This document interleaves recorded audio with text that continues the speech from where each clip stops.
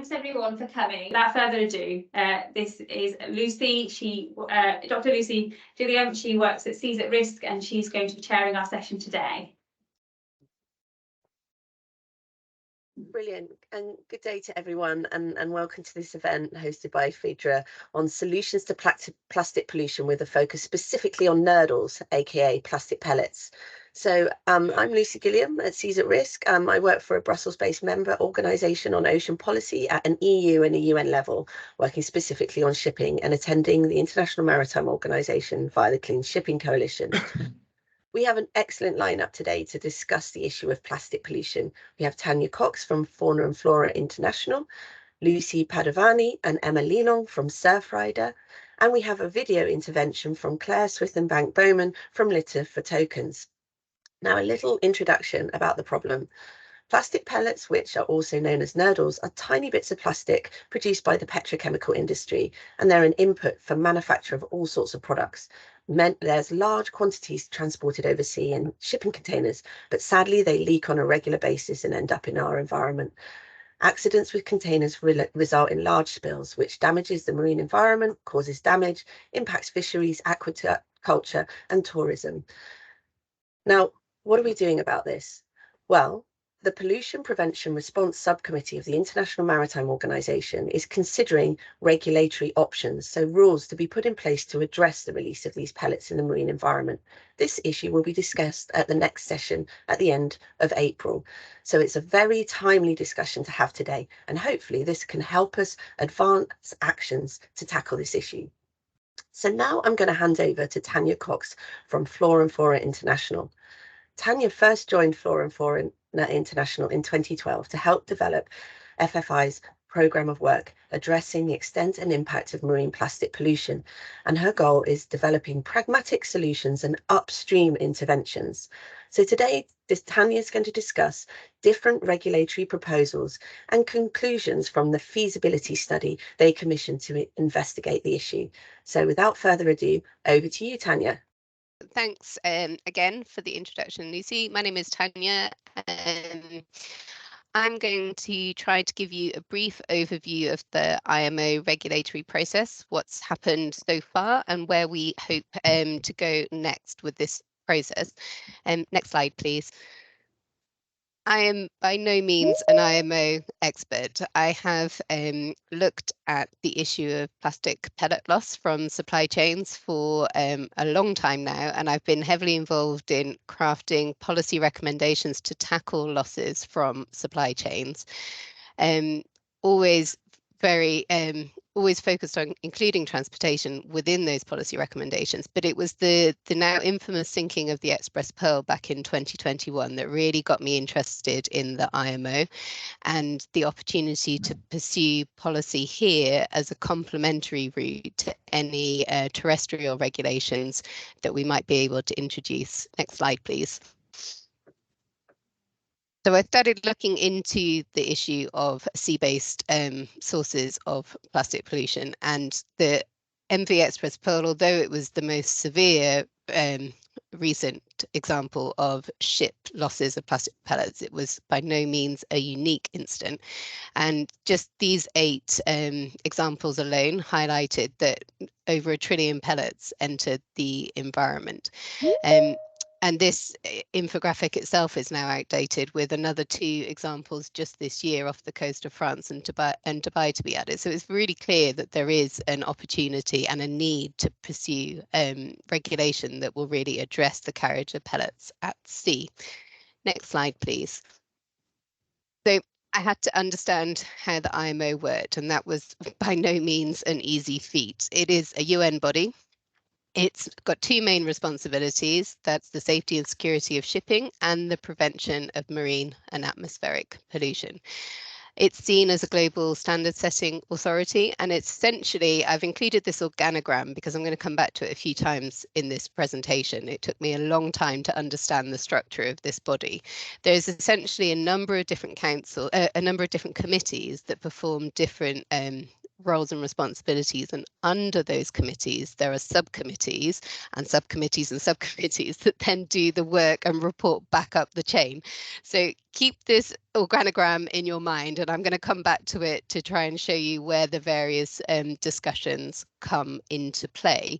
But the red box highlighted here is the important one for the discussion today. It's the Marine Environmental Protection Committee, or the MEPC, which is the main decision maker for environmental policy. Next slide, please. So what have we seen so far? As Lucy said, there is work underway to consider regulatory options, but that work really didn't start all that long ago.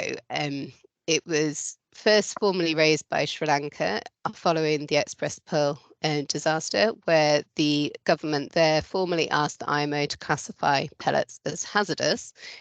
This proposal was fine-tuned by Norwegian delegates in 2022, and the outcome was a decision to set up a new committee. So under the auspices of the PPR subcommittee, the Pollution Prevention Response Subcommittee, which is highlighted on the left there, the group decided to set up what is known as a correspondence group to really look at these different policy options to see which how pollution could be prevented at sea. So although I was a little bit overwhelmed by the number of committees and the number of routes forward, what I was really interested in was that there was a general agreement that something needed to be done to prevent, next slide please, to prevent more scenes like was seen in Sri Lanka in the wake of the Express Pearl. The challenge, as always, is how can we classify pellets to introduce this regulation. Next slide, please. So there are, it was largely agreed that there are 4 main areas that were needed, that attention was needed in order to prevent the loss of pellets from sea. That's looking at the packaging, at the labelling, how to improve communication between the cargo owner and the ship operator, and how to improve stowage.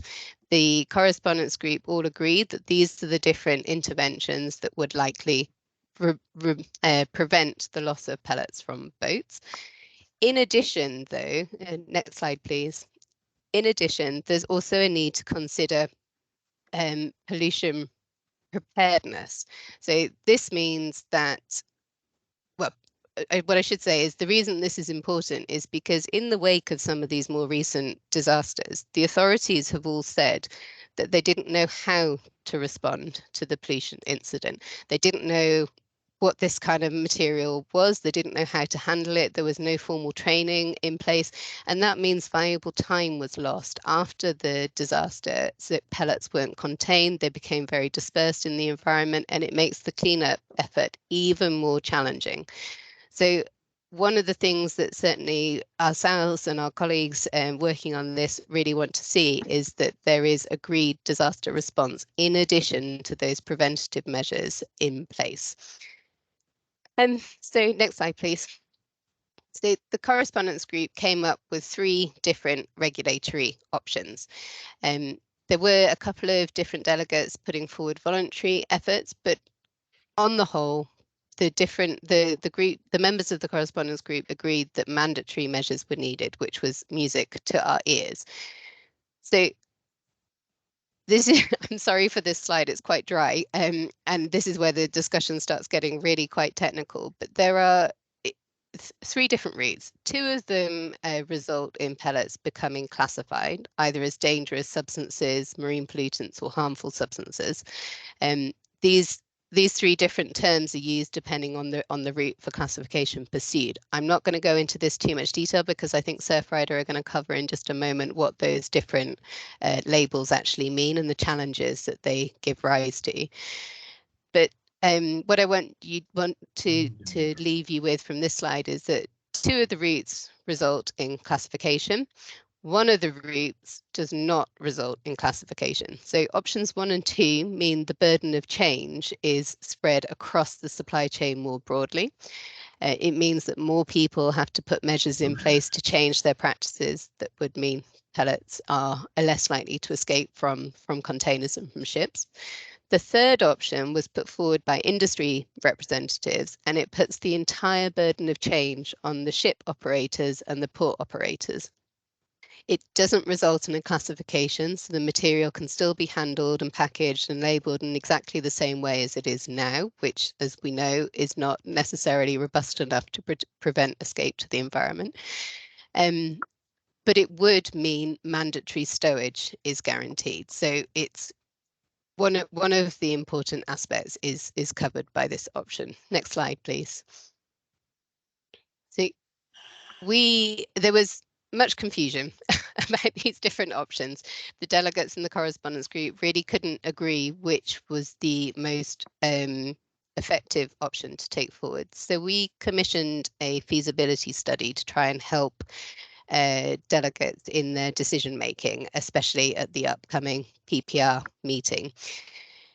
As you've probably gleaned, it's quite a complicated question as to which of the options is most feasible. So I've attempted to summarise the results of the study in this table for you.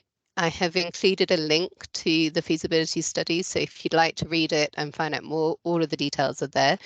But I think this summarises the take-home message that the study found all three options were feasible, they're all affordable, and they're all achievable, meaning it's not going to place undue expense or red tape burden on any of the actors across the supply chain. There might be short-term shocks to supply chains as companies have to adjust to a new way of handling pellets, but it's not enough to bring the system to a grinding halt, which some of the delegates suggested would happen if pellets became a classified material. The other thing that the feasibility study really showed is that there is no silver bullet. No single regulatory option that's on the table will fully achieve all of the different mitigation measures that have been identified. I think the take home is that there needs to be regulation that guarantees better packaging and labelling, that guarantees better stowage, and in addition, helps countries with their pollution preparedness in terms of looking at disaster response protocols and access to remediation, so finance that would help countries clean up their coastlines in the wake of future disasters.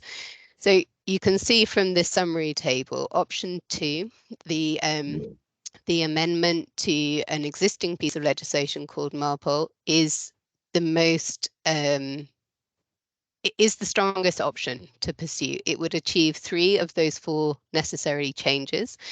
And although it doesn't guarantee mandatory stowage, it would give a preference for below deck or inner stack stowage, which are the safer options on board a ship. If additional tweaks to the language were introduced, we could also be looking at mandatory safe stowage requirements with this option, which would mean that all of the major measures would be achieved. So this is certainly the option that I am recommending to different delegates as they are pursuing, as they're preparing for the pollution prevention response meeting in April. Just very quickly, I've put question marks under the access to remediation for both options 1 and 2. This is because access to cleanup funds would fall under something called, oh, I think there's somebody on the line that's not muted. It's a bit of background noise. Okay. I'll carry on. Hopefully you can all hear me still. There's the access to remediation really requires something called the Hazardous and Noxious Substances Convention, which is another piece of IMO legislation, to be fully ratified and implemented. This can only happen if 12 different member states of a certain size shipping fleet ratify the convention, and at the moment only 8 countries have. So even if we have these regulatory measures to improve the transport of pellets, that access to remedial funding is not guaranteed unless the HLS convention is ratified. But perhaps with the realization that these ship pollution disasters are becoming more frequent and the impact of pellet pollution on coastlines is so severe that perhaps more countries would look to ratify the convention. Who knows? We can hope. Can I have the next slide, please, Danny? So what happens next? So now we have a bit of a game of committee ping pong, I think, coming up. So we've seen quite a lot of movement so far in the IMO over the last couple of years in really furthering this request for legislation on pellets. We have policy recommendations that have been released by the that have been gathered by the correspondence group. Those will be reported back to the PPR at this April meeting that's coming up. And then we expect that the PPR committee will then make a recommendation to the MEPC parent committee that the issue needs to be explored more fully by another subcommittee. So it's going to go from PPR back to MEPC and then back down to the CCC subcommittee, who will meet later this year. What we think is going to happen there is that there'll be another year of debate, hopefully centering around one of the more favoured policy options. And the CCC subcommittee should hopefully then make a final recommendation back to MEPC when it meets in mid-2024. So we're looking at least another year of discussion as to which policy option should move forward, which is perhaps frustrating, but one thing that it is worth to highlight is that the PPR subcommittee have agreed that a short-term voluntary intervention should be made to start changing the way that pellets are packaged and handled at sea. And the likelihood is that that could be finalised and issued within the next year. So although it's voluntary, it's not a mandatory change, it could start, it could result in changes in the way that pellets are handled, because we know that other stakeholders, such as the insurance companies that provide cover to ships moving pellets, want to see these mandatory changes being made. And it could be that if there's a voluntary instruction, ship operators will start abiding by it, and the insurance companies would then act more favourably in response. This is something that we're yet to see. Next slide, please. So just very quickly, these are the different reports that we have on the issue of plastic pellet loss, and the links in this slide will take you directly to the study. But if you have any troubles accessing, please do get in touch with me. Next slide, please. And just there's a couple of things that I want to highlight at the PPR meeting. The Clean Shipping Coalition that Lucy works for has very kindly helped us secure a side event where we will present the findings of the feasibility study to help inform the delegates with their decision making. We are also on the cusp of launching a new public petition and various social media packs that will be available to anybody that's interested and wants to share them amongst their networks to try and increase public awareness of this process, increase understanding of where the decision making is at, and hopefully try and garner a little bit more attention and a little bit more interest within the IMO rooms itself. I think that's it from me. I've got one more final slide with contact details. Oh, that hasn't shown very well, I'm afraid. Sorry about that. But please do get in touch if you have any questions or would like to follow up on any of these matters, and I'll try and explain it as best I can. Thanks very much. Brilliant, Tanya. Thank you so much for walking us through these three policy options. It is very complicated understanding how policy is made at a UN level, and particularly at the IMO. So I think that was a great outline of how things work and the pathway to mandatory rules. So thank you very much for that. Okay, so we're now going to move on to hear from Lucy Padovani and Emma Lelong from Surfrider. So Lucy joined Surfrider in 2021, supporting work to address pellet pollution, and is now the Marine Litter Lobbying Officer. And Emma Lelong is the Shipping Lobbying Officer and has a PhD candidate in the law of the sea at the University of Western Brittany. So I think that they're going to talk us through what some of these classifications means, as well as some of the other issues. Over to you, Lucy and Emma. Okay, thank you. And hello, everyone. Thank you for giving us the opportunity to present part of our work. So first of all, just a quick reminder on what is plastic pellet pollution. I mean, the main characteristic and why regulating shipping is important in that context. It's pollution that can be both chronic and acute in cases of accidents, such as the one Tanya mentioned that happened in Sri Lanka, but also recent ones that happened in Dubai and in France. This pollution can occur at each stage of the value chain, including maritime transport, but not only. And it's a transboundary pollution. So it's really important to have a coherent framework for all of the states to be able to react and to prevent, of course, at source this pollution. Because once it happens, it's persistent, long-lasting, difficult to manage. Thank you. And irreversible. The cleanups operations are of course welcomed, but it's very, very difficult in terms of resources, human, technical, financial resources. It's very difficult to remediate this pollution once it's happened. And then, of course, there are all the risks linked to this pollution and the direct impacts on ecosystems and on biodiversity. For the next slide, it's Emma. Yeah, thank you, Lucy. So what we have at the IMO level to try to regulate pellets, here are a few legal tools. There is on containers a convention for the safety of containers, CSC, which is quite old, and it's actually the convention where we have all the standards for containers, the size, the weight, but it's a very, I would say, technical tool, and it's not the legal tool that we could use to have a responsible container loss at sea for ship owners. Then you have MARPOL, which was already mentioned by Tanya. MARPOL is the big international convention on marine pollutions from shipping that has 6 annexes, and that is managed by the Environmental Committee of the IMO, so the MEPC.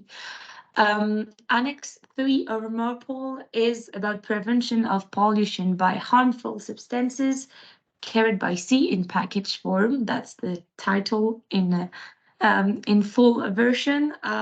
This is, of course, the tool that I will explain in the next slides. And finally, you have this IMDG code, IMDG for International Maritime Dangerous Goods. So this is not a convention properly, but a lot of IMO conventions do refer to this IMDG code, such as MARPOL, of course, SOLAS for safety of life at sea, and the HNS Convention on Hazardous Noxious Substances that was also mentioned. But as Tanya said, HNS is not enforced yet because of a lack of ratification, so that is not the legal tool we will focus on. So proposition 1 that was presented earlier is to include pellets as a class 9 UN materials within this IMDG code. The IMDG code, if it does include pellets, then a fortiori will have some consequences on MARPOL 3. So in the IMDG code, you have this definition: marine pollutants means substances which, because of the potential to bioaccumulate in seafood or because of their high toxicity to aquatic life, are subject to the provisions of MARPOL 3. So the thing you have here is that this definition really focuses on chemical properties from substances that will, like, once it is introduced in the marine environment, will have some properties that will create the pollution. And this is not recognized by everyone, that pellets have also chemical properties that are toxic to marine environment, but pellets are more meant to be toxic to their existence, to their physical properties. And this is where we could have like a boundary for this definition, but that we will try to tackle, of course. So that's the first proposition. Proposition 2 is quite the same, but not the same entrance door, I would say. It is to amend directly Model 3 to classify pellets as a harmful substance. So Model 3 says that harmful substance is a substance that is or identified by the IMDG code, that's the option we just saw, or that meets some criteria directly included in Model 3. I hope it is clear. So those criteria also refer to bioaccumulation to a significant extent, to bioaccumulation with attendant risk to aquatic organisms, or substances that are highly toxic to aquatic life with some chemical properties that I do not master at all, and I'm sorry for that. But you also see that we have quite the same boundary of definition here than with the IMDG code.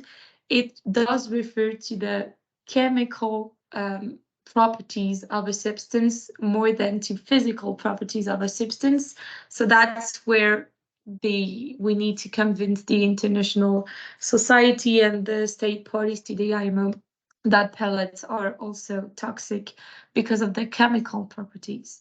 So it's not the same entrance door. You have these two entrance doors with IMDG code and Model 3 for the classification, but we have basically the same problems here. And proposition 3, that was also explained a bit by Tanya, is to create a new Model 3 chapter, especially for pellets. So this proposal would not require the change of any definition. So the problems we identified before are not problems anymore. But adding new requirements for pellets in Model 3 could be very long. It could, for example, include special notifications for pellets, special handling and packing, use of sieves, protection nets. We can think of a lot of things, but the feasibility, as Tanya said earlier, is quite unsure. I have identified the time frame, but I guess Tanya has a lot of more arguments than me in this feasibility study.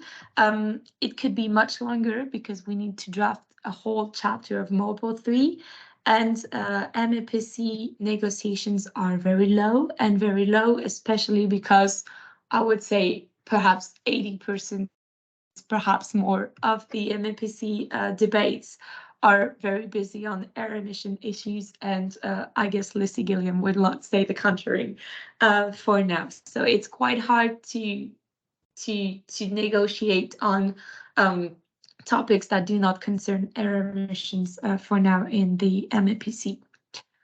So that's the 3 propositions.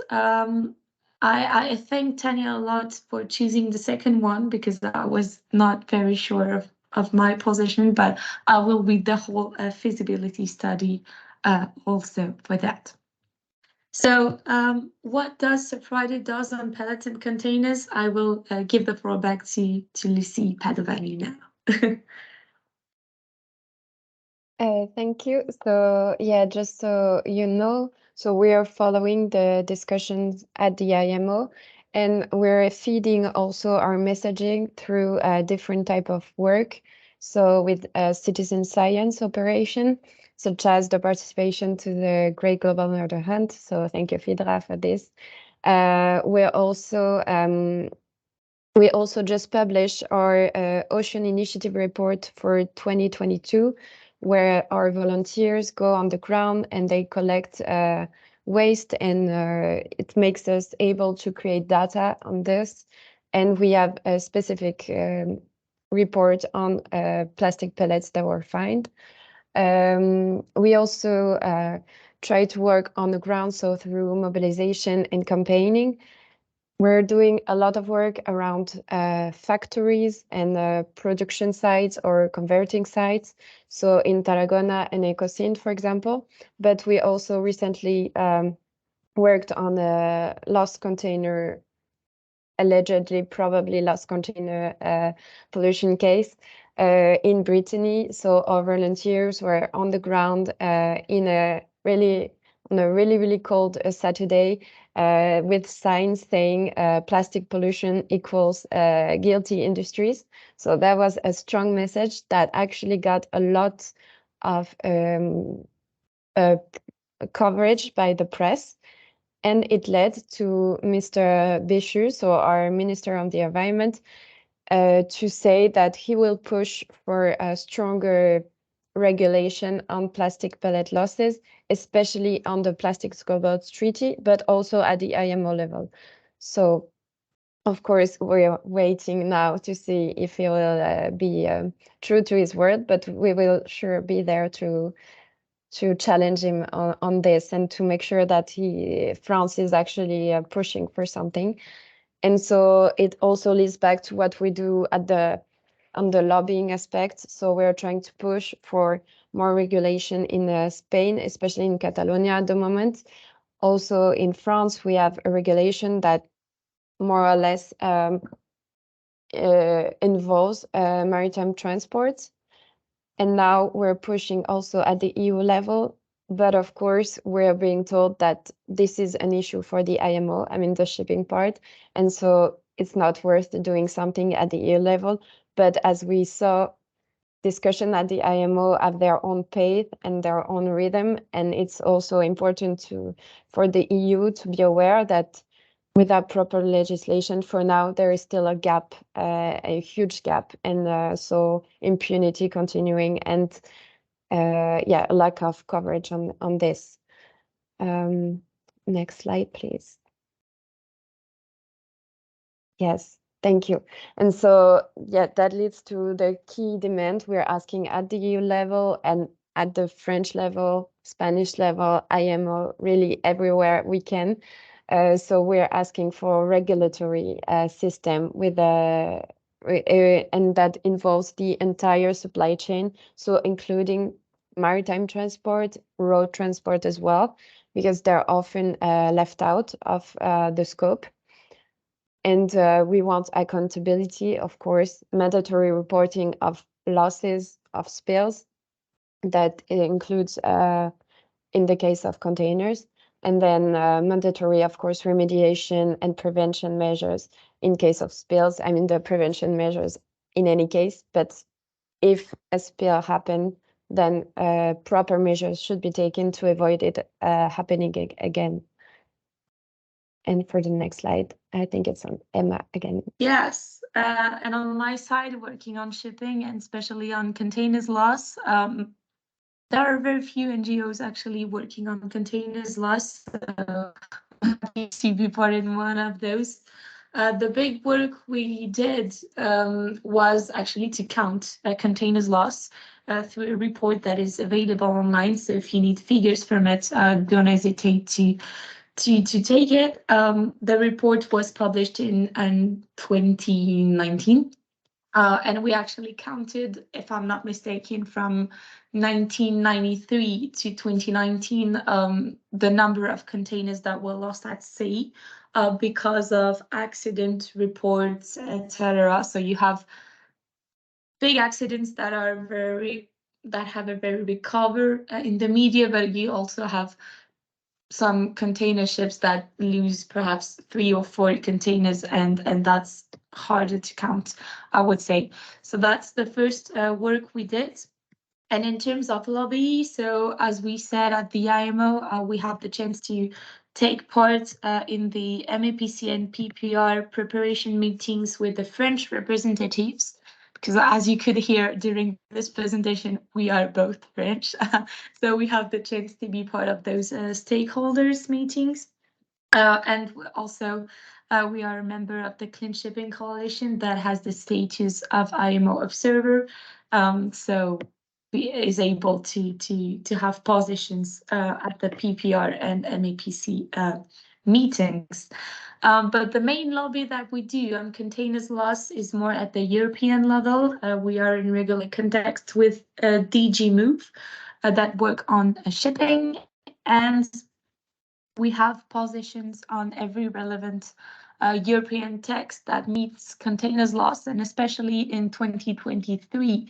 A couple of directives should be revised. I said should be because it's been actually 2 years. We are waiting for those revisions, but especially the directive on ship source pollution and the one on maritime investigation accidents. So we have very updated positions on those texts. So if you need anything, do not hesitate to reach me as well. And the last slide is our contact details. So if you need more on the plastic pellets part, please do not hesitate to reach Lucy. And if you need more on shipping containers issues, do not hesitate to reach me. Thank you so much. Hope it was interesting for you. Brilliant. Thank you for that, Emma and Lucy. It's fantastic to see the breadth of the work that you're doing, not only on advocacy, but coordinating grassroots volunteers to shine the spotlight and hold the industry accountable. So thank you very much for that. We're now going to move on to a video intervention provided by Claire Swithenbank-Bowman from Litter for Tokens. So building on this kind of citizen science and action, holding industry to account. So I'm going to hand back to Phaedra and to Danny to introduce the work of Litter for Tokens before we play the video. Claire Swithenbank-Bowman is a formidable woman. She is the founder of several NGOs, including Litter for Tokens, Trash for Tokens, which cover South Africa, Mexico, and the US between them.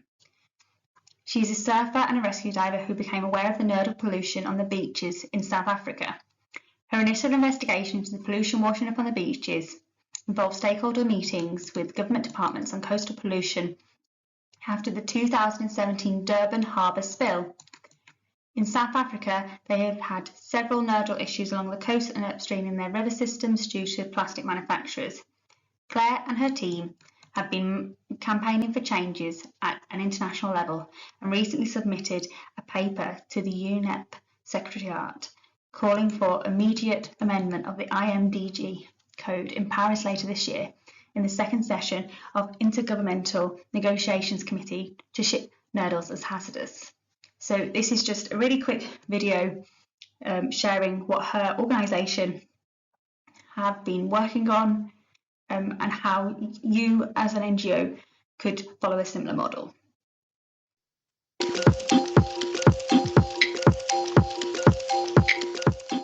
Hi, I'm Claire Swithenbank-Bowman. I'm the inventor of the mermaid tear catcher.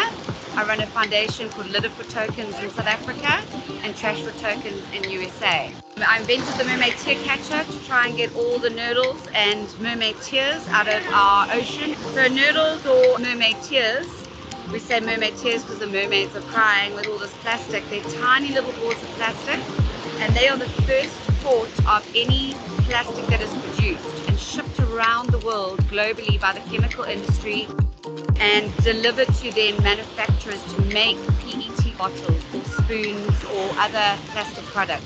Nurdles are pellets of virgin plastic, the raw material used to make all plastic products.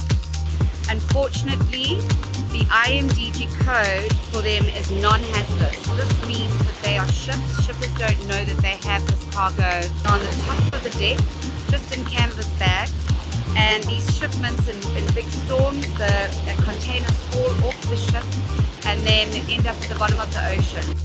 2 container ships collided in the South African port of Durban, causing billions of nurdles to spill into the ocean. Trillions of these nurdles fall out and then are consumed by all our fish across the world in marine life.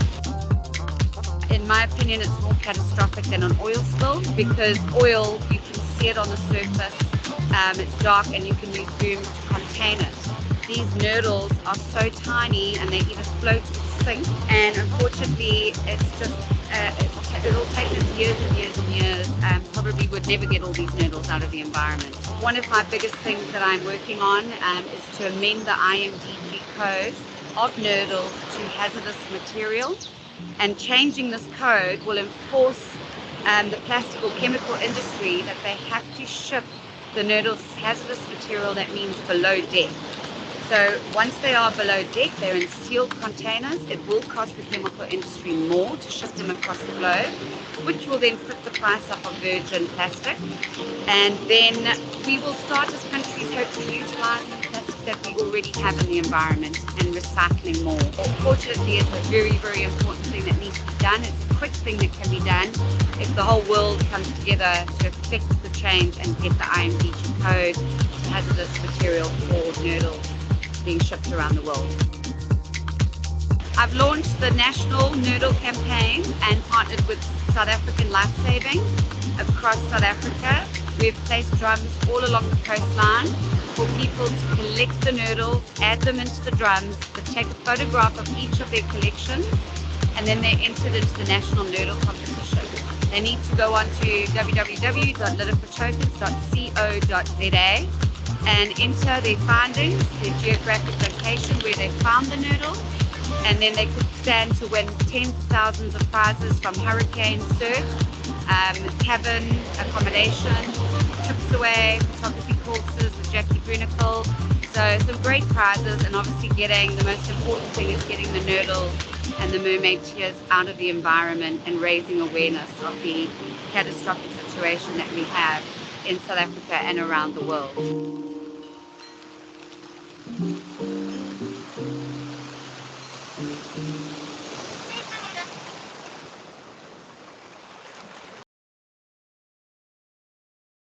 Yeah, this is just one example of how someone is out there making a difference with all these different organisations that she's founded and working with communities to try to raise awareness to ensure that maritime solutions are seen as viable options in these communities. No matter how big or small your organisation is, you can get involved in these solutions. Fantastic. Well, now is the part where we can field a few questions from the audience. While we have some proposals for questions, I'm going to kick off with my own first, because I know there's lots of expertise from the different organisations that we've got live right now. So I'd like to know, is this kind of pollution on the rise? For those of you that are doing the beach cleanups and citizen science, what are you actually finding sort of on the beaches? Where is all the various different documentation for this problem?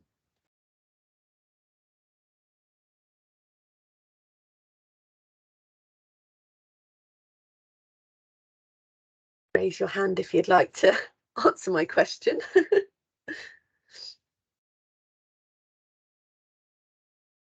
I can answer if you would like. Thank you, Lucy. Go ahead. I don't know if you can hear me now. Yeah. Okay, thank Fantastic. you. So I would say it's a difficult question to answer, really, because in terms of spills and losses, we have a real issue with data collection. We have our way with citizen science operation and what we can count and what we can see, but the main issue is that because there is no framework at the moment, there is no mandatory reporting of those pollution cases, of spills, of losses, and so it's actually quite difficult to quantify it in a comprehensive way. So we can have estimation. What we can see also is because now for example, our volunteers are more and more aware of this pollution. Now they spot it. It's easier for them to spot it, but it's still really difficult. I would say we hear more and more about the cases. I don't know if it means that they're increasing or if it just means that it's easier to spot them and to identify, okay, this is actually a pollution case and those are not little rocks on the sand, basically. Brilliant, thanks for that. And it sounds like this is exactly why we do need to have reclassification, is so that actually we do get that data and industries are actually, you know, reporting on this. So it's not just down to the, you know, the army of dedicated volunteers that are looking out for this, but that we're actually getting, you know, advance notice and proper handling. With that in mind, how likely do you think it is that we're going to get reclassifications of pellets at the IMO? What can we all do to help make this happen?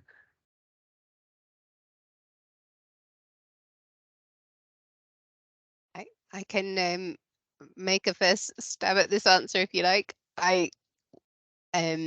Again, not being an IMO expert, I don't know if I can say that I think it's very likely, but I think certainly what I've been interested in is, having worked on the issue of pellet pollution generally for 10 years now, there has been, over those 10 years, we have been it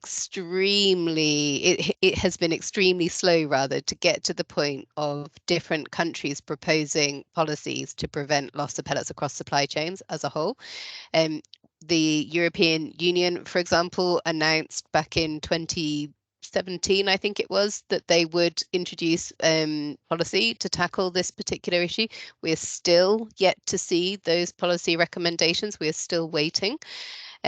Whereas if we look at the IMO space, we've gone from, yes, there have been multiple large-scale pollution incidents from ships, but the first official tabling of that discussion for reclassification, or rather classification, started in 2021, as far as I'm aware. I don't think there was anything formally logged beforehand. And now we are 2 years later, and we're already seeing policy recommendations being tabled. So I think it has moved extremely quickly compared to other fora. We're a long way to go. There's a lot of details to be worked out, and with all these things, the devil is always in the detail. So while I'm cautiously optimistic, I try and be a realist as well, that we need to maintain pressure. We need to maintain the message that this is a preventable source of pollution, that everybody that handles pellets across the supply chain has a responsibility to do everything they can to prevent the loss to the environment, and that requires coordinated responses. So we need governments to introduce a national and international policy to prevent loss, and we need the IMO to introduce that policy to ensure that whilst at sea, everything is in place to prevent the loss of pellets.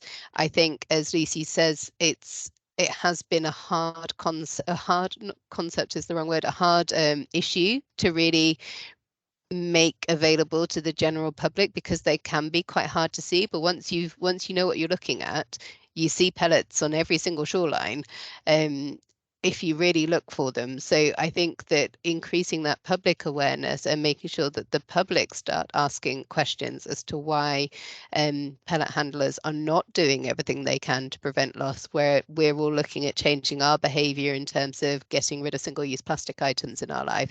I think that that's a really important message to start communicating very, very clearly. Thank you, Tanya.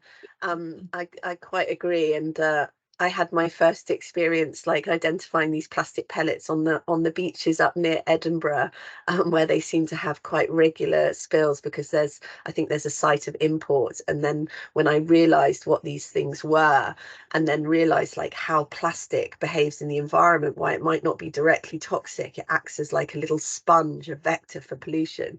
You know, you realise just how dangerous these things are and how we need to have rules to tackle it. We did have some questions in the chat. So we had a question from Josh, which was about disaster management plans following acute loss. He's dialing in from the UK Island and Spill Association, and they're putting together IPECA guidelines in response. Now, I see that this question has already been answered in the chat by John Burton. Thank you very much. Talking about IMO guidelines on best practice relating to cleanup of plastic pellets from ship source spills, which is due to be published shortly. Josh, does that answer? Oh, yeah. Josh, do you want to come in and say anything more about your question now? I'll give you the floor. Oh, hi there. Can you see me? I'm not sure. Yes, great. Oh, yeah, that was fantastic. Thank you. I thought that was really interesting discussion, and yeah, brilliantly sort of described everything so far. Yeah, that's it. We're sort of John as well. We're putting a lot together with companies like Oil Spill Response Limited, who dealt with Sri Lanka. So we're looking at sort of those cleanup efforts as well at the moment, which has been really interesting. Like I said, trying to put across this IPCA guidance. So yeah, I just wondered if there was anything more. Obviously, I think the focus is to stop it getting to the shoreline in the first place. I wasn't sure if any of the organisations are doing anything, with regards to try and put plans or best guidance in. Because I know obviously you've got Operation Clean Sweep, with trying to get that voluntary thing going. Is that the same as you were talking about beforehand with the voluntary side as part of the insurers? I can jump in here. I'm sure Lucy would like to add afterwards, but no, it's not the same as Operation Clean Sweep. Operation Clean Sweep is far more limited in what it's attempting to do, and it doesn't yet fully apply to anybody in the shipping industry, although the industry will present Operation Clean Sweep as a model that could apply. It doesn't apply at the moment. So that's not something that we would favour as a route forward. What is being discussed, as far as I know, in the circular is that it's essentially taking a lot of the recommendations under the mandatory regulatory options and introducing those as a voluntary short-term measure. So, and I stress the word short-term, it's not something that we would consider a full solution. It's just an immediate step that can be taken to try and encourage people to package materials, package the pellets better, to label them more clearly, to communicate presence with the ship operators, and then to request improved stowage plans or stowage locations.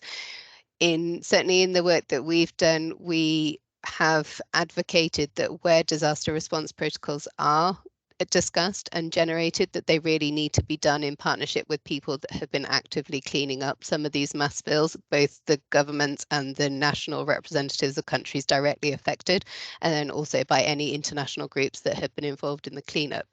And so that's something that we are really advocating, and which I would really like to see move forward as the discussions continue. But it really, I think, from a regulatory point of view, it will really depend which of the three options the IMO decides to take forward. If it's the new chapter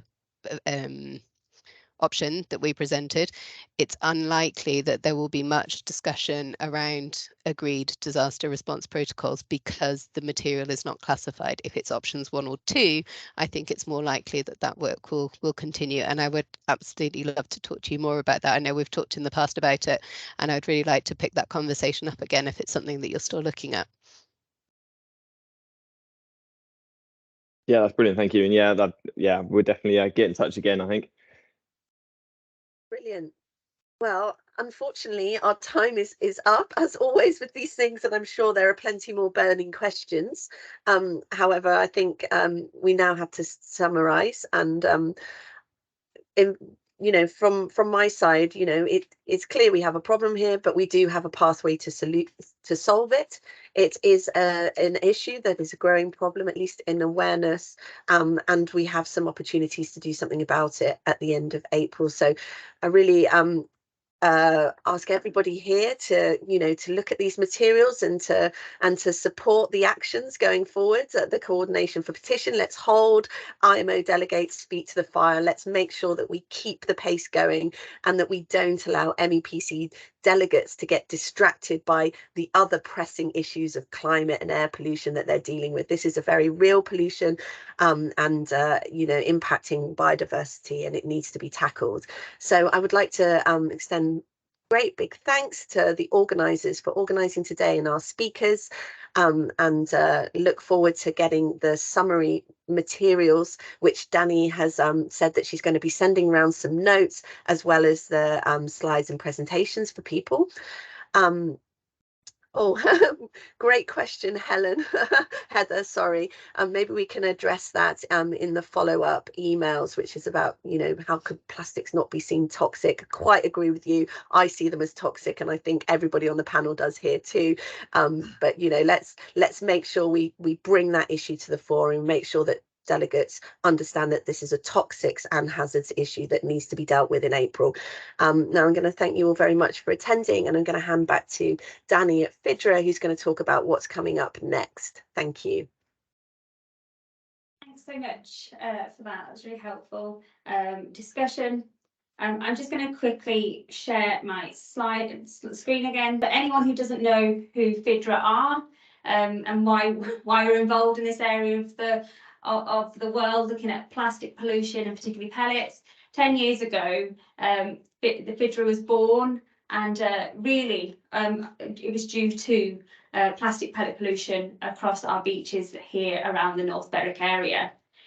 Since then, we've gone on to collect data from all over the world on plastic pellet pollution, and our project has reached a new stage where we want to make sure that all this information is available to other NGOs and to support other NGOs in showcasing solutions to help inspire further action. We really want to have accessible information for everyone and to help people understand how they can get involved. The solutions that we've worked with other NGOs on are split into 6 categories: education, corporate engagement, policy and legislation, as well as land-based, sea-based, which would include Maritime Solutions, and then evidence and innovation, how you as an NGO can use the resources that we have on our information hub to work through and build on your, whether you're raising awareness or whether you're speaking directly to policy and trying to speak to MPs in your area. The resources can be found through our solutions avenue in clicking through, but if you know that you're looking for a certain report, for example, the work that FFI have done with in stemming the tide of plastics, you can directly search for it through this. So we're really hoping that this resource will help people. We've already had really positive feedback, but we welcome all feedback. You will have access to all our images where volunteers who've collected nurdles have approved that these images be shared. There'll be clear information how to cite these if you want to use them in any of your promotional videos when you're trying to explain the plastic pellet pollution problem in your area. We also have the directory which launched officially this month, where you can put your organisation online and help other people connect with you. Within that, it will say the areas that you're working on, what solutions you're working on to help connect people better. So this is just an example of us on the information hub. So it says what region we're in, it'll say our contacts, our website, and we'll have our logo. So please, if you're an NGO and you want to connect with other NGOs that are working on plastic pellet pollution, do sign up to our directory.